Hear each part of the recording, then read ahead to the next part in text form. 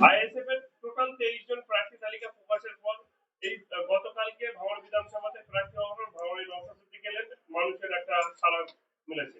কতটা আশাবাদী 2026 ভাঙড় থেকে নওশাদ সিদ্দিকী জিতবে?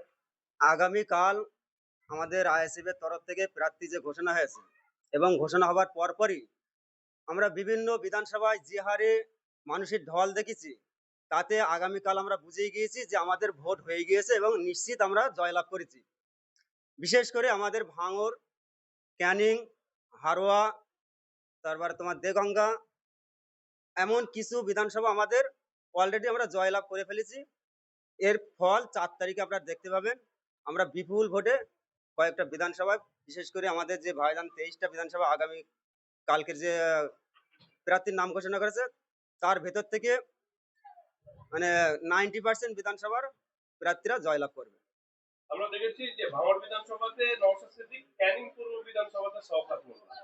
তো এই দুটো বিধানসভাতে হাড্ডাহাড্ডি লড়াই হতে চলেছে।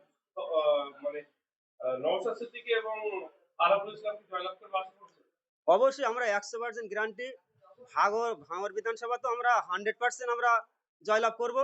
আর ভাঙড় ক্যানিং বিধানসভা থেকে আমরা 50 থেকে 60 হাজার ভোটে আমরা লিড দিয়ে আমাদের আরাবুল ইসলাম ভাইকে জয়লাভ করাবে ক্যানিং এর মানুষ।